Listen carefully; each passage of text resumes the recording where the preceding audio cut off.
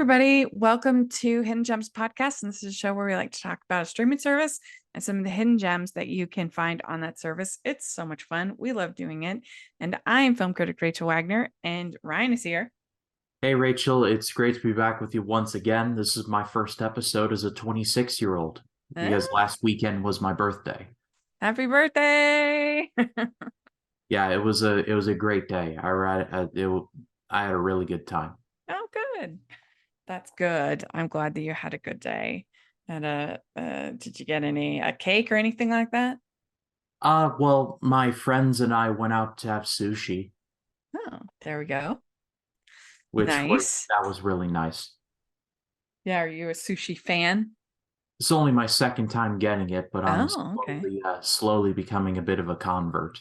Okay, good. I like sushi for the most part, as long as it's not too slimy, as long as it's made well and it's not too slimy. Yeah, yeah, right. Yeah. Good. Well, I'm glad you had a good birthday. 26. Oh boy. I was 20. Yeah, that was the year after I got finished my mission when I was 25. And then so that was 26 was the year I started grad school. So that takes me back. Simpler times. Yeah. Uh, this week has been so busy for me. I've had so much going on with screenings and shows and it's been one of the busier weeks in recent memory. So if I'm a little low energy, I apologize. I saw that you finally saw that Little Mermaid movie. Yes. Yes, I did. And I guess it's not the embargo's not up yet. So I can't do a review, but I can just say what I said on social media. It's definitely better than it has any right to be. And it's all because Halle Bailey is that good. She is really good. And her and Jonah, I think his name is, the Eric, have such good chemistry. Like all the stuff that we thought was going to be bad is still bad, but they are so good that it really makes a big difference. And she's such a good singer. So Yeah, I well, did end up actually enjoying it. none of the marketing has really won me over for this. No, I'm same. going in with an open mind. Yeah. So I just want to get that out there. I'm going in with as open a mind as I can possibly open my mind, but at the same time, I just look at it and go, just what are we doing? The marketing should have been all the two of them. It really should have. It shouldn't have even shown us Sebastian because it looks terrible.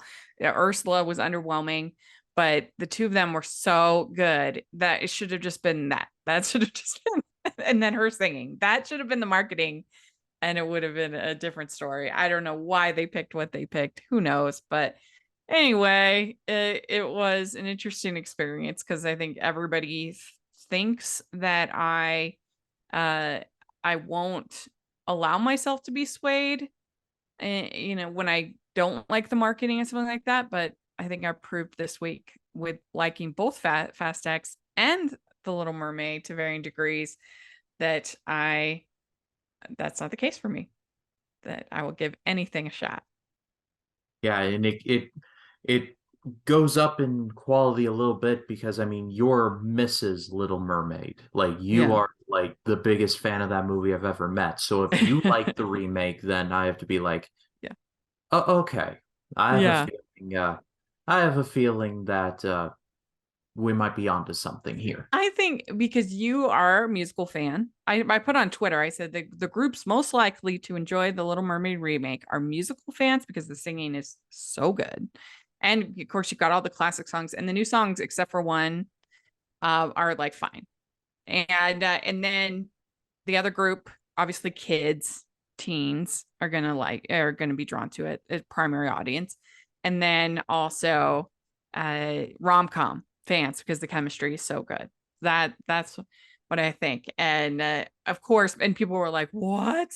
And I said, I said that of course other people can like it. I'm just saying the what I think are the target audience for this film. And I think you classify it. I know you like musicals. You're like open to rom-coms.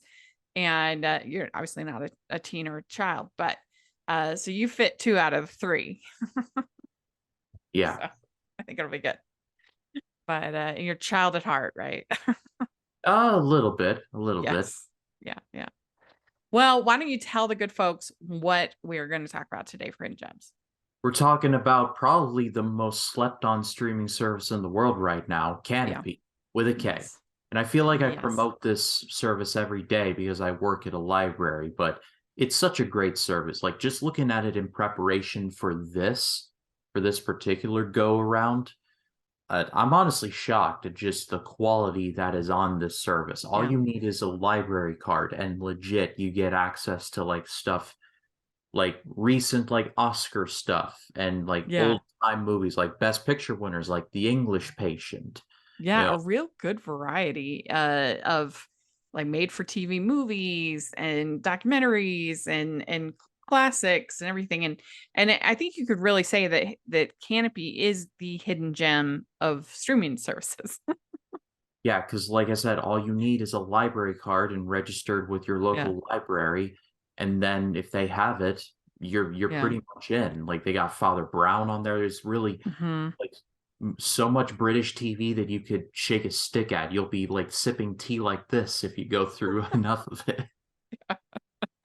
Yeah, just so does your library does Canopy and Hoopla or Canopy or they don't do Canopy, Hoopla? Hoopla. There's a one called Freegal, which is music. There's one called Oh, Reading, which is magazines like oh, New Yorker magazine, like the top magazines in the world are all on there. So yeah, cool. Yeah. Well, it's interesting that this is our 10th episode of Hidden Gems for Canopy. Can you believe that? yeah, that is Amazing. great, crazy. Yeah, yeah, crazy, crazy. But it's a really good service. I mean, we've said it many times and I'll say it again that if you only had free streaming services, Hoopla, Canopy, Tubi, Pluto, these things. If you only had free or free with ads, you would have a ton of entertainment at your disposal. Yeah, I'm actually going to be with my friend Jacob Collins at 3D Movie Cinema. We're going to be doing a watch along very soon over on his channel, and Jacob Martin also. We're going to be watching Vampire's Kiss, the infamous Oh Nicolas my Cage gosh. movie, and that is on the Tubi service. And I was Okay. finding it and saving it on my favorites so I don't have to look for it everywhere. Yeah. Just looking through Tubi, I was just like, how? Like, how is this possible to have like this much stuff on here? How Yeah. can they afford to pay the rent? Yeah.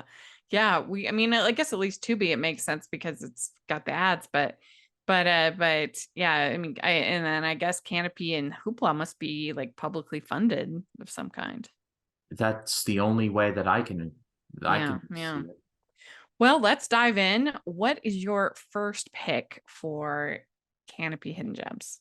So for my first choice, it was from 2013 or 14, depending on when you saw it. It was one of those ones where it came out in like New York and Los Angeles in like 2013, but most regular audiences didn't see it until 2014. But it's from Denis Villeneuve, one of my favorite directors going right now. It's called Enemy. And because Denis Villeneuve has done great work with Dune Part 2 is coming out later on this year. I'm so excited for that. We just got the trailer for it recently, and I'm very excited. He's also done good work with Arrival and Blade Runner 2049, so I'm a very big fan of his. However, I feel like this one doesn't get talked about nearly enough, and I should get out in front of it and say that it's a very difficult movie and it's very artsy fartsy in certain cases, but I was just in the right mindset to enjoy it. It's very much the Jake Gyllenhaal show. Basically, he plays two versions of himself, and it's very much metaphorical, and for some it can be a little, like I said, a bit too artsy, but I was in the right mindset for it. I don't think it's Villeneuve's best movie. However, it is definitely his most ambitious. And that ambition is rewarded for the most part, which is why I Hmm. recommend. What's it about? So just reading the plot off of IMDb, because honestly, it's quite complicated. So I'll just read you the IMDb.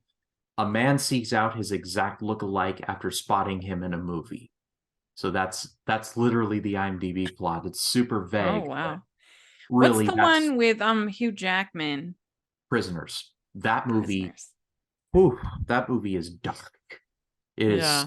it's terrifying at times. It's really it's like I swear is like when I covered all of Villeneuve's movies in the run up to Dune, I call or to Dune in 2021, it was Incendies, Prisoners, and Polytechnic, his technically first film, but his first film released so that Yeah. everyone noticed him. I called those three movies the Pain trilogy because they all are dark, they all deal with very sensitive matters, and you just feel like I need a minute after watching all of them, but they're all incredibly well made. That's my point. Hmm. I haven't seen any of them, so I take your word for it. Yeah. Yeah, this one And I'm not that familiar with. This one, Enemy, huh? it's kind of in that nougaty middle between the Pain trilogy, like I mentioned, like Incendies, Prisoners, the very dark stuff.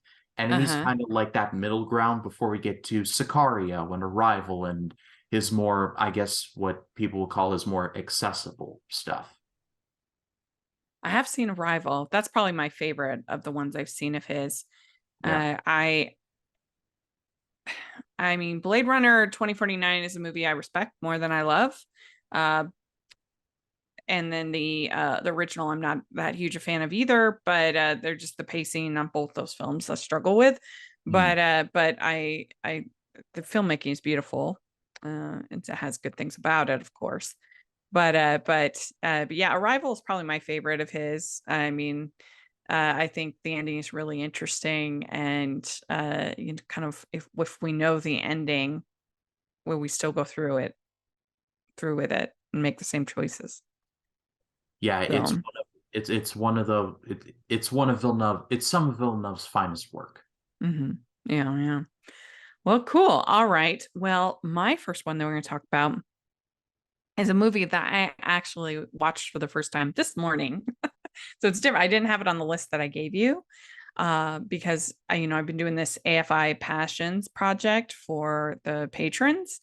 And every week on Sunday, I have a review of one of the films from the AFI Passions list that they did. And this week it was A Place in the Sun, which I had never seen before.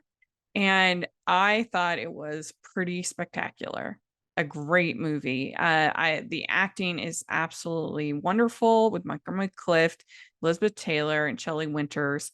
And the movie making is directed by George Stevens, but all of the cinematography, every element was just so well done. The script is really good. It's basically about this Montgomery Clift plays this man who is trying to move up in the world, and he starts working for this company. He meets this woman there, played by Shelley Winters, and they have like a little kind of fling for a couple of months. But then he gets invited to the parties of the family that owns the factory, and starts to get more and more interested in Elizabeth Taylor, the daughter. And so he has got these two different relationships, and he starts to really resent the Shelley Winters character, and then she gets pregnant. And so things just build and build and build and build. And I just thought this was absolutely outstanding. It's one of those classics that you're like, okay, I understand why it's a classic. It was so well made. And characters where I didn't know what they were going to do. It was unpredictable, and he's a pretty unlikable character, but intriguing nonetheless. And so I think I haven't written up my piece for Sunday, but if you join the Patreon, you can read it. But I really enjoyed it. I thought it was very good. Yeah, I mean, unless they casted like Richard Burton in here and I've missed it, this is like the quintessential early 50s film right here. Like Yeah, yeah, Elizabeth that's Taylor, true. Shelley Winters, Raymond Burr's in here, all directed Hmm. by George Stevens. I mean, it can't get more 50s than that. Yeah, yeah, it's so well done. So well done. So I really recommend it. What do you have next? So my next choice is a movie from 2002, and this was directed by Sam Mendes, stars Tom Hanks. Tom Hanks is in here, Paul Newman is in here, Daniel Craig is in here, Jude Law is in here. It's one of those movies that I feel like if it came out nowadays, it would be just celebrated, and it is celebrated to a certain extent, but even more so because we're so sopped with comic book movies, and this is based on a comic book, that, if you're different, you stand out more. But I feel like this movie was way ahead of its time. It's called Road to Perdition. This movie is just like, if you're just used to seeing Tom Hanks as like America's dad, and you may want to see him something different, watch Road to Perdition. He's not like evil, evil, but you see him as basically a hitman for the mafia who has to go on the run because, well, the son of the man in charge, played by Daniel Craig, basically becomes really stupid and does something to make Tom Hanks's character really mad.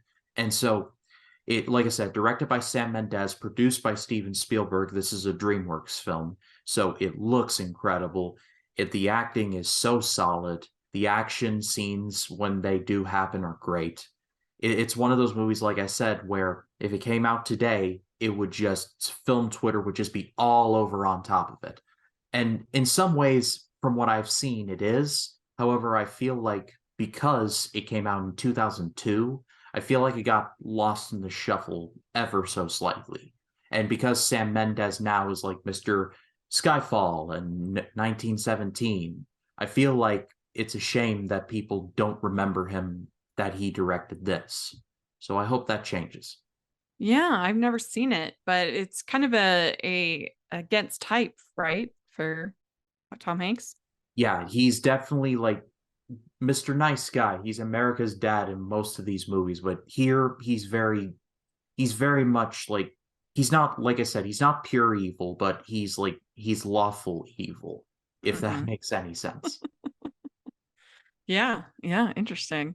Yeah, and it's based on a comic book, right?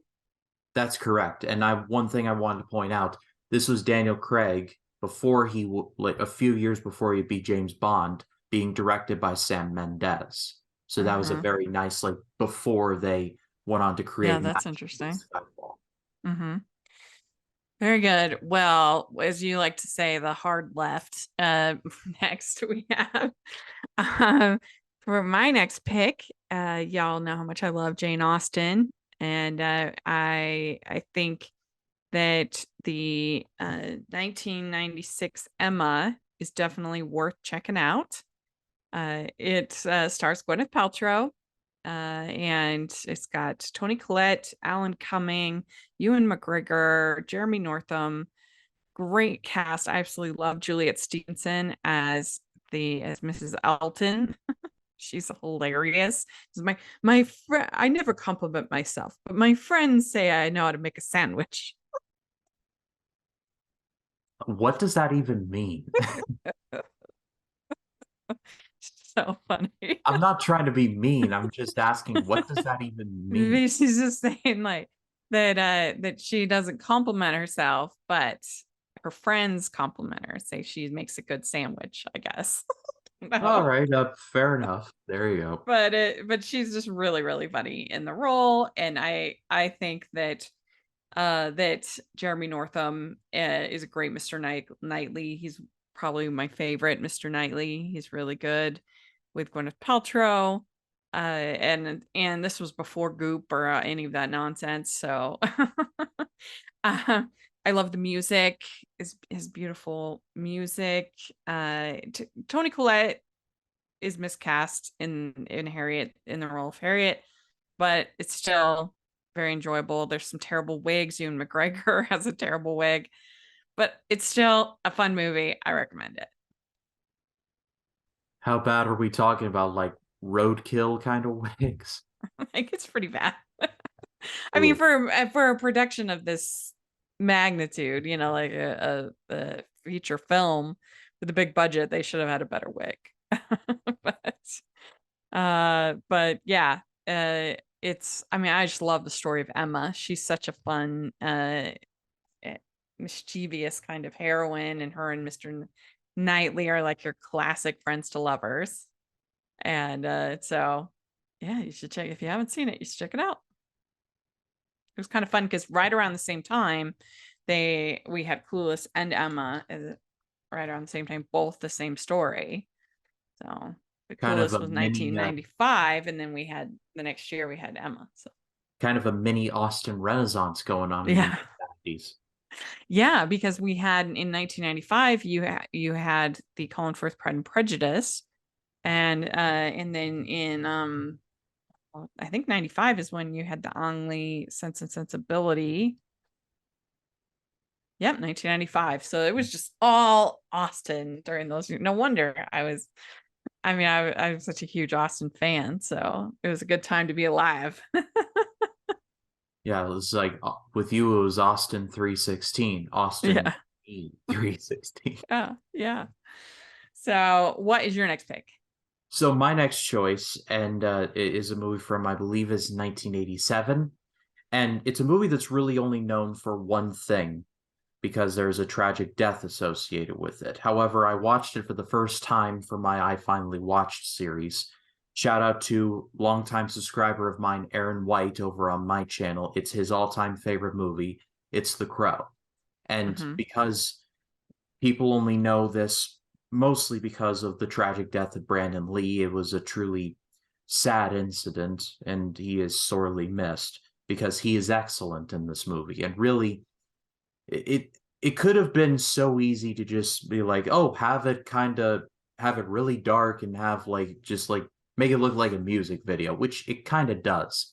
But I Sure. love the story attached to this. It's a classic revenge tale about a rock star named Eric Draven who gets broken into, his house is broken into, his wife dies, and he nearly dies himself, only to be reborn thanks to some crows. Just don't question it, just roll with it.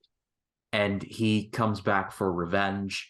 And I just love this movie to pieces. It looks beautiful, despite the fact that it's mostly in the rain most of the time. It's actually 94. Where was I getting 1987 from? It takes place mostly in the rain at night, but trust me when I say the movie actually looks quite good. Like I said, Brandon Lee is awesome in this. It is a shame that he is no longer with us because I feel like he would still be going today.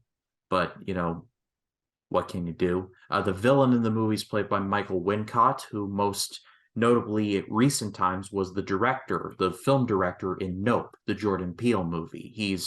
He helps out the team film the Alien stuff. His right hand man is played by Ernie Hudson of Ghostbusters fame, among other things, and he plays a cop. Or actually, no, he plays the cop in the movie. He's not the right hand man. He plays the cop. I'm getting my roles mixed up here, but short answer is that this is a great revenge movie. It's so satisfying at parts, but it also retains the tragedy of the situation. So cannot recommend it enough. Yeah, I've never seen this one. Of course, I've heard about it because of the tragedy. But yeah, it looks compelling and well made.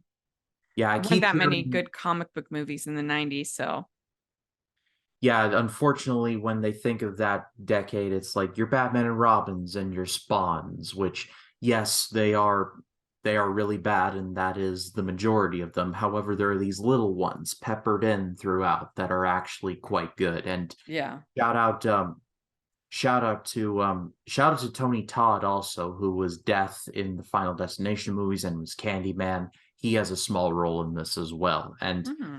I keep hearing that this movie's going to be remade, and I'm honestly scared that they're going to do it. I've heard Jason Momoa has been attached to it for ages, which, I mean, he definitely has the look and build for it, so I think he might be able to pull it off, but I don't know. I'm just worried what they could do with it, but we will see. It does seem like one of those shows that are one of those movies that just keeps getting talked about for forever. It's Is a like in remake of The production hell for just forever Yeah. and ever and ever. Yeah. Yeah. Well, again, another hard left for my next one. We're going to Christmas movies next. We're talking about the classic The Bishop's Wife. And this was remade with into The Preacher's Wife with Courtney B. Vance and Whitney Houston and Denzel Washington. A lot of people know that, which I enjoyed that. But this is the original with Cary Grant, Loretta Young, and David Niven. And basically, Cary Grant plays this angel who has come down to try to help this Episcopal bishop with both his congregation, his struggling congregation, and his struggling marriage. And it is very charming, this movie, and it doesn't have some of the problems. The Preacher's Wife, it's very good, and the singing is unbelievable, one of the best soundtracks ever. But it's a little bit hard because she has such better chemistry with Denzel Washington than with Courtney B. Vance, and so it's like makes it a little bit weird.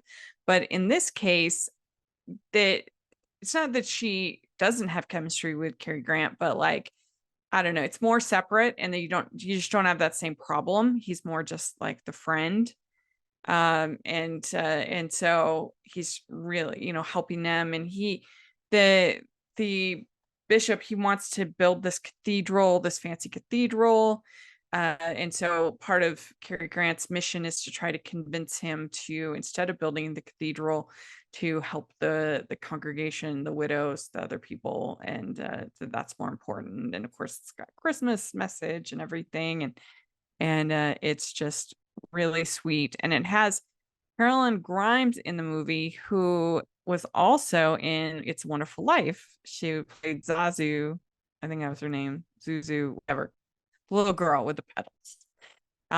So she's in two Christmas classics, this and It's a Wonderful Life. So if you haven't seen it, it's really good. You said Courtney B. Vance was in this one? No, so that's the remake, The Preacher's Wife. This Oh, is The Bishop's Wife. Yeah. Yeah. And oh, I was okay. just saying the difference. Like it's hard because you kind of want her to fall for Denzel Washington in Preacher's Wife because they have such amazing chemistry, but she's married to Courtney B. Vance, so you can't have that. But in this one, you don't have that same problem. It's just a different dynamic and chemistry, so it works better, I think. So I don't want to peel back the curtain too much, but for my Christmania series this year, I've actually earmarked The Bishop's Wife to review. Oh, So, great. so it's going to be one of the first ones I do this year. So that works out. Have you done The Preacher's Wife before? I have not. Yeah, it might be interesting to compare them because they're the same story, but anyway, I think this one's a good one. I'm glad you have it on your list. So what do you have next? So my next choice is a movie from 1980, directed by Brian De Palma. It's called Dress to Kill, and this is one of those movies that, again, is another one that it's from Brian De Palma, someone who a lot of people have a lot of respect for, but I feel like that's one where it's like people don't talk about as much. Like I said, released in 1980, starred Michael Caine and Angie Dickinson. The whole thing with De Palma is that he really tried hard to be Alfred Hitchcock, and I can definitely see why. If you watch Carrie from 1974, he literally puts in the shine, not the Shining, but the Psycho theme. If you Oh, listen really really? closely, like it's Hmm. literally a cut and a paste from that. And I loved the original Carrie. It's a creepy movie, but I mean, keep in mind also that just that whole soundbite from Psycho is in it, and it Mm. and like it's definitely one of those things where it's like, yep, he really tried to be Hitchcock like really hard. And but with Dress to Kill, I feel like he tried to do something original, and I think it worked. This movie looks really good. It's some of Michael Caine's finest work. Angie Dickinson's really good too. I haven't seen all of De Palma's movies, but I think this would have to be my favorite. Hmm, that's interesting. I've never seen it. I've never heard of it. Your favorite, huh? It's interesting. It's Yeah, I mean, it looks like a that pretty stylish movie. between that and the OG Mission Impossible, which I still think people kind of like cast aside a little too much because Uh-huh. like Rogue Nation and Fallout and all these mind-blowing ones, we just got the trailer for the new one.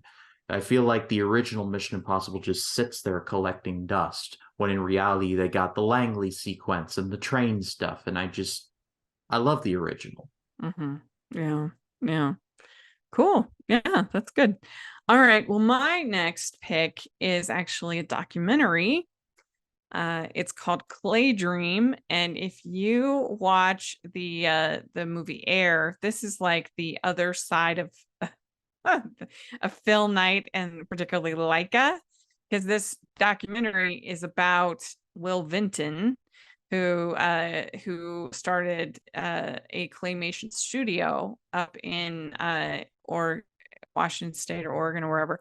Anyway, that ended up becoming Leica, was bought out by Phil Knight. And this is basically just like his story and what ended up happening, and his process and everything. And if you're an animation fan like I am, then you got to watch this. You got to learn about the history. And it has a ton of really famous animators and other people involved. Bill Plimpton, Peter Lord from Wallace and Gromit, um, Jerry Beck, a bunch of people, from Disney, all that kind of stuff. And so it's definitely a must for any animation fan to watch this documentary. Play Dream, one word. Yeah, I was going to say, looking at this poster, I'm thinking to myself, wow, this is really out there with the Yeah, mustache and the whole yeah, nine. yeah. Well, he had a very big theatrical mustache, Will Vinton. So Yeah, that's why they did that. looking at him on here, I'm like, yeah, Wilford Brimley is nodding in approval. Yeah. Yes. So I recommend it. I think it was very interesting and enlightening. So what is your next pick? So my final choice is kind of in a running trend of directors who are really well known and have done great work, but there's this one that I really do appreciate that doesn't really get the love I think it deserves. It's from Christopher Nolan, and it's called Memento. Now, this is by no means Christopher Nolan's best work. I think that'd still be either Dark Knight or Inception, just kind of spitballing off the top of my head. However, Memento is really just a slice of what Christopher Nolan would end up doing. And this is him on a very small scale. It's a very simple story about a man trying to remember who he was and what he was up to before he got amnesia, leaving clues for himself, like taking pictures and writing notes on his hands and his body, like, do not trust this individual, like leaving little things to remember. But you can really do see, because this movie came out, I believe, in the year 2000 or 2002.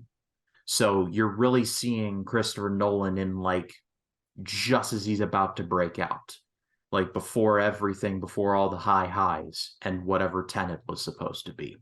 But Memento was one. It stars Guy Pearce and Joe Pantoliano. They're both great. It's definitely it's definitely raw in terms of Christopher Nolan still trying to find himself, but it's a movie that I still recommend nonetheless. Yeah, believe it or not, I actually haven't seen this. I know. It's shocking. So it's a good hidden gem. I mean to. I just one of those ones I just haven't gotten around to seeing. But I kind of soured on Nolan after Tenet. But maybe watching this will make me remember why I liked him for so I long. mean, I mean, Oppenheimer's looking pretty mint, and I know a certain co-host of mine is looking forward to the other movie coming out that weekend, Barbie. Yeah, But uh, Barbie. but Oppenheimer is gonna rock. I think that's gonna be my favorite movie of the year. I don't. Not. It's definitely not gonna. I mean, who knows? Anything can happen. Anything's possible. But it looks kind of boring to me. But hopefully it will be. It will be good. We'll see. But yeah, Barbie just looks weird and interesting, and I'm very curious about it.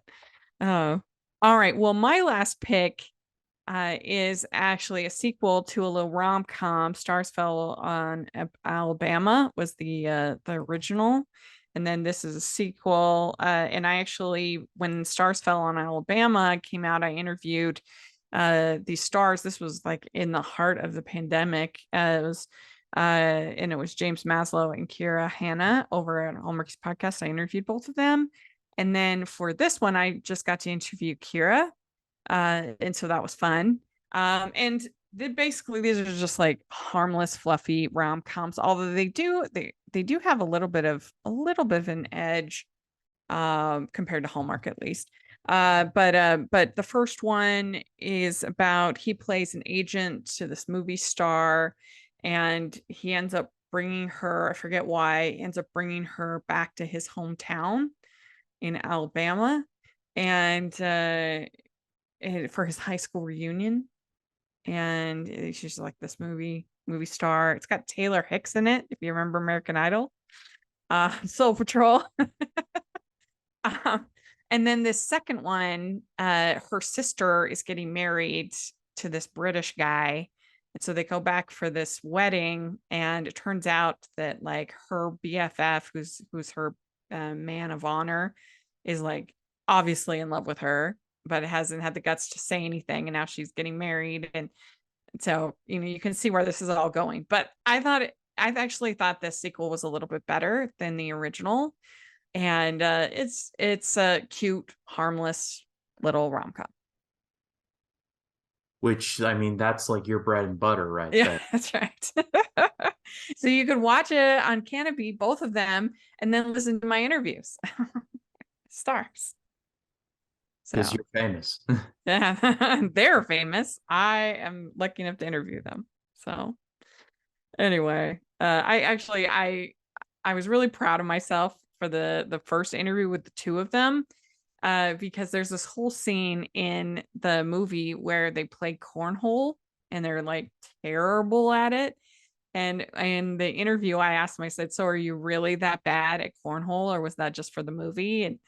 And I thought that was a really fun question. That was like they could tell I had actually watched the movie and knew like a little scene like that. And so I was very proud of that. But anyway, uh they if you're just looking for something, like if that seems like your jam, then this is a good one to watch. And you don't necessarily need to have watched the first one to watch the second one. So they're just together, and so that's all you really need to know. But there we go. So we did it. We recommended 5 films on Canopy each. So let us know if you're listening what you've been watching on Canopy, what your picks would be. We'd love to hear in the comment section or on Twitter. And Ryan, where can people find you? They can find me on Facebook, Twitter, Instagram, Letterboxd, and YouTube at RyanCam20. Throughout, actually, as this drops on Friday the 19th, we'll be continuing my road to Asteroid City by reviewing the Darjeeling Limited. Mm. It's been rather underwhelming going uh, through Wes Anderson's early films. They've been rough, but it's going to Mhm. be a lot better next week as I get to Fantastic Mr. Fox Mm. finally. So that Darjeeling I will be liked dropping. Darjeeling, fine. You hated it? No, I thought it was okay. Yeah. I just thought it was kind of about nothing. Mm. Yeah. It doesn't have a ton of plot. It's true. But Yeah. But yeah, Fantastic Mr. Fox is next week. I'm so looking forward to reviewing that. And then this coming Sunday will be my conclusion to the road to Spider-Man Across the Spider-Verse, where I'll be re-reviewing Spider-Man Into the Spider-Verse with Mike Thomas from the Novice Cinephile channel. And honestly, that series was one of my favorites that I've done in a good long while. I had collabs for every one of the reviews that I did, from Jacob Martin to Brevin Thompson to Mike to Ryan from Real Spective to Matt Wyatt. It was a great great series, and I'm so proud of it. But it'll be Cool. coming to an end this Sunday, so do check that out. And I will be seeing Fast 10. Pray for my sanity. So Get ready. so that review will be up when I do see it. So if you haven't Cool. checked me out, please do. Very good. Well, you can find me at Rachel's Reviews, all over social media, iTunes, YouTube, and on Rotten Tomatoes. Check that out. And I'll put links to our Kanopy playlist and our Hidden Gems playlist in the descriptions. Make sure you check that out.